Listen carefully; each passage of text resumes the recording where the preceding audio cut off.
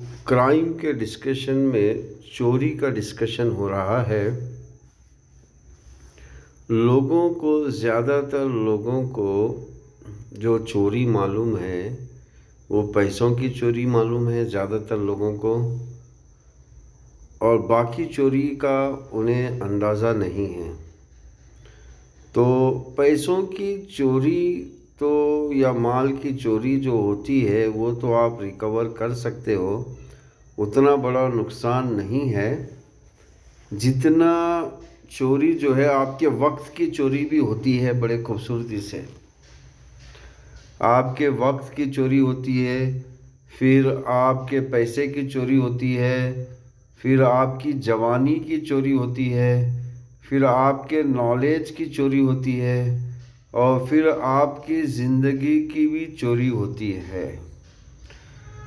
तो अब वक्त की चोरी, चलो हम पहले पैसे की चोरी का डिस्कशन करते हैं। देखिए, पैसे की जो चोरी होती है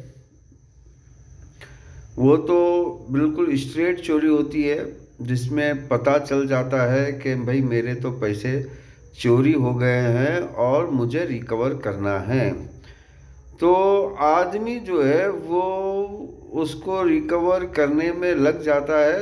नुकसान तो होता है लेकिन उतना बड़ा नुकसान नहीं होता है जितना के वक्त का, जवानी का, नॉलेज का और ज़िंदगी का नुकसान है। अब वक्त की चोरी क्या है?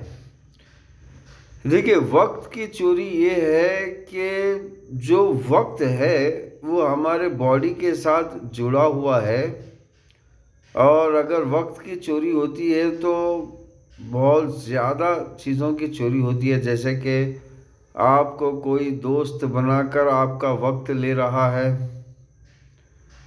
और फिर बाद में जब उसका काम निकल जाता है तो फिर वो कहता है कि भैया टाटा बाय बाय। जब आपका कुछ काम पड़ता है तो वो फिर आपकी मदद नहीं करता। तो ये है वक्त की चोरी। तो अब आप ऐसी चोरी से कैसे बचेंगे?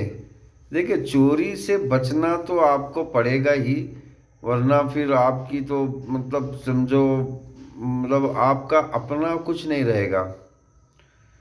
अब इसी तरह जवानी की चोरी, कुछ लड़के जो है लड़कियों को प्यार मोहब्बत के बहाने बांध कर उनकी जवानी के साथ खेलते हैं, और जवानी जैसे ढल जाती है उनको छोड़ देते हैं और फिर दूसरी जवान लड़कियों के पीछे पड़ जाते हैं। और इसी तरह कुछ लड़कियां जो है वो भी जवान लड़कों की तलाश में रहती है, और जब उसके पास से जवानी निकल जाती है तो वो लड़के को छोड़ देती है, फिर दूसरे जवान लड़के के पीछे पड़ जाती है। तो इसी तरह जवानी की भी चोरी होती है, और जवानी की जब चोरी होती है तो उसका रिकवर नहीं होता, वो तो बस चले गई, लॉस्ट हो गया आपका। और ऐसा लॉस हुआ है कि बस समझो कि फिर जवानी दोबारा नहीं आएगी। जैसे वक्त का लॉस हुआ है कि वक्त दोबारा नहीं आएगा, वैसे ही जवानी का भी लॉस हुआ है। और इसी तरह नॉलेज की चोरी, देखिए नॉलेज की भी आजकल चोरी होती है। बड़े होने के नॉलेज की चोरी इस तरह होती है कि सामने वाला आपको जो चाहिए नॉलेज वो देता ही नहीं है, उसके बदले में झूठ झूठ आपको बताता है, जिसकी वजह से आपके 2 3 4 साल बर्बाद हो जाते हैं। फिर आपका वक्त चले जाता है, और फिर बाद में पता चल जाता है कि भाई ये तो इतना आसान था, या फिर ये तो ऐसा था, ये तो वैसा था। तो इस तरह जो है लोग नॉलेज की भी चोरी करके लोगों को धोखा देते हैं, लोगों को लूटते हैं। और इसी तरह ज़िंदगी की चोरी, अब पूरी ज़िंदगी आपकी लूटी जाती है। जैसे कि ओशो रजनीश है, जिसने मज़हब को बुरा कहा और अपना ओन मज़हब बना लिया। और जैसे कि आपने देखा होगा, फ़िरके, लोग मज़हब के नाम पर फ़िरके चलाते हैं, दूसरों को, दूसरों के फ़िरकों को बुरा कहते हैं, और फिर अपने ही फिरके में घुसा देते हैं। यानी कि जब इनका भी तो फिरका ही हुआ ना, तो ये भी तो फिरका ही है, लेकिन दूसरे के फिरकों को इस तरह पूरी ज़िंदगी की आपकी चोरी कर लेते हैं। पूरी ज़िंदगी गुजरने के बाद आपको पता चलता है कि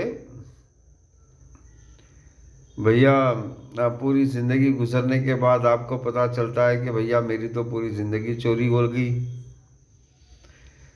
अब जैसा कि रजनीश के साथ जो लड़की रहा करती थी, वो लड़की जब जवान थी तो रजनीश साहब जो है उसके साथ अय्याशी करते थे। जब बूढ़ी हो गई तो वो उस लड़की को रजनीश ने बदल दिया कि कोई दूसरी लड़की ले आए। तो वो लड़की फिर चिल्लाने लगी कि भैया, रजनीश ने तो भाई मेरी इज्जत लूट ली, मुझे तो लूट लिया, मुझे तो कहीं का नहीं छोड़ा। तो इस तरह लोग जो है बड़े चालाकी से आपकी ज़िंदगी भी चोरी करते हैं और आपको पता ही नहीं चलता। तो इन सारी चीज़ों से अगर बचना है आपको, तो आपको मजहबी किताबें पढ़नी होगी। भगवत Gita, Veda, Purana, Upanishad, Bible, new testament, old testament, Quran, Hadith आपको पढ़ना होगा। और इसको पढ़ने के लिए आपको योगा करना होगा, प्रेयर करना होगा और सलात और नमाज पढ़नी होगी। अगर आप सलात और नमाज नहीं पढ़ते हैं या योगा नहीं करते हैं या प्रेयर नहीं करते हैं, तो आपको समझ ही नहीं आएगा कि आपकी ज़िंदगी किस तरह चोरी की जा रही है। अब इसी तरह जैसे कि और तो अब ये चीज़ें इसलिए पढ़नी है ताकि आपका दिल जो है थोड़ा मजहब जो ईश्वरी किताबें हैं उनकी तरफ आए। जब आपका दिल ईश्वरी किताबों की तरफ आएगा तो ईश्वरी किताबों के अंदर लोगों की साइकोलॉजी बयान की गई है। तो आप लोगों की साइकोलॉजी के हिसाब से, उनके ज़िंदगी के जीने के ढंग के हिसाब से आप समझ जाएंगे कि भाई ये तो भैया मेरी ज़िंदगी चोरी कर रहा है, ये तो मुझे नॉलेज ही नहीं दे रहा है ठीक से, मेरा टाइम चोरी कर रहा है। ये तो लड़की भैया मेरी जवानी चोरी कर रही है, ये लड़का मेरा जवानी चोरी कर रहा है, इसी तरह ये मेरा पैसा चोरी कर रहा है, फिर इसी तरह ये मेरा वक्त चोरी कर रहा है।